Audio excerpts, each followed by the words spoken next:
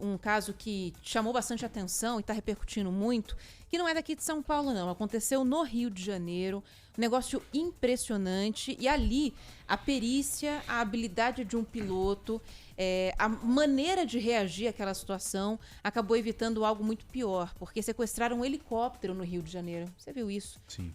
E a gente tem aqui a participação do Rian Lobo, falando com a gente direto do Rio de Janeiro, sobre os desdobramentos dessa ação, né? Como é que tá esse piloto depois desse susto, depois desse sequestro no ar, hein, Rian? Boa tarde pra você. O piloto que é policial também. Exatamente, por isso sabia o que fazer, né? Sim, devido ao preparo, frieza do cara, felizmente ele conseguiu lidar com uma situação simplesmente maluca, né? Imagine, os bandidos rendem o piloto do helicóptero, falam, vamos sair daqui de Angra dos Reis, vamos lá pro presídio no Rio de Janeiro que eu vou resgatar um irmão, vou resgatar um outro bandido detento, amigo meu que tá lá dentro. Certamente cara grosso no crime organizado, né? Isso aí. Fala, Rian, boa tarde.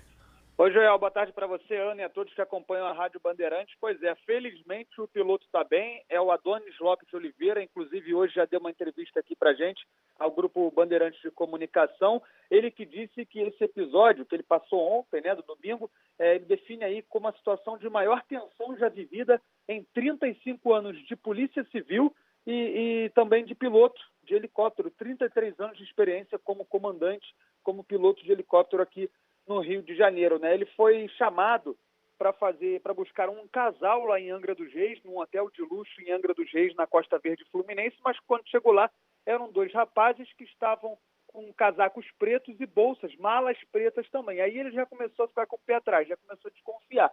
Ele perguntou, vocês que pediram um helicóptero? Ah, sim, somos nós.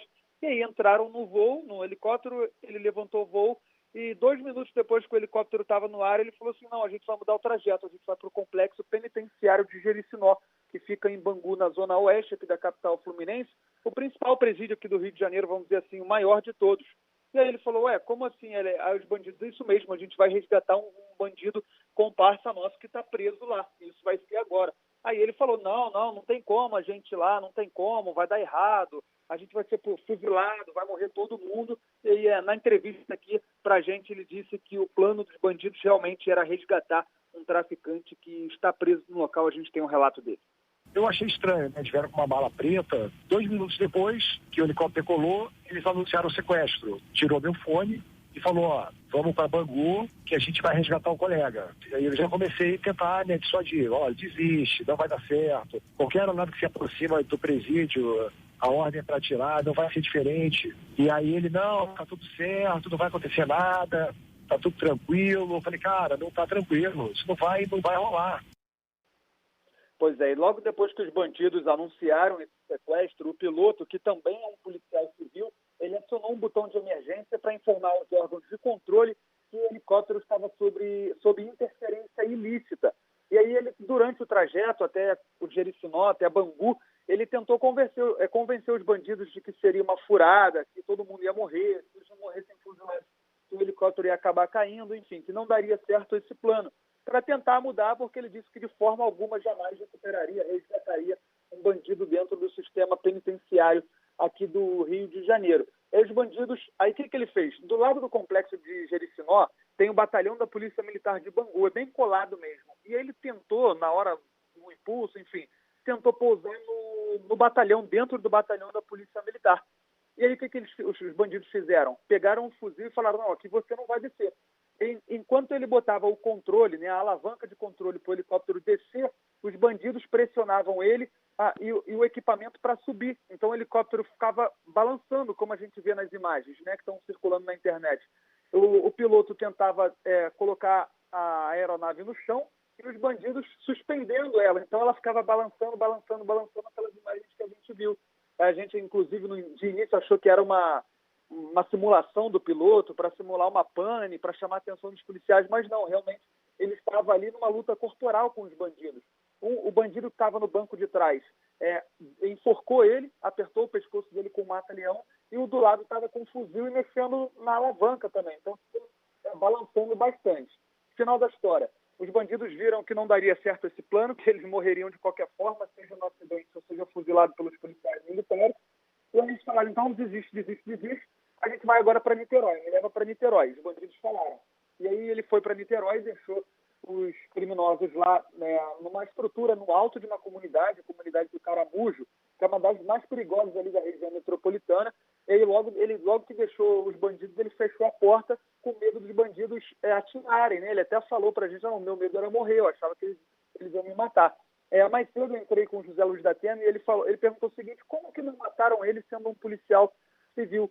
Só que, Joel, Ana, por incrível que pareça, foi o único voo em 33 anos de carreira como piloto e ele estava desarmado e sem identificação de policial civil. Foi o único voo de toda a vida dele profissional como piloto, como comandante de aeronave.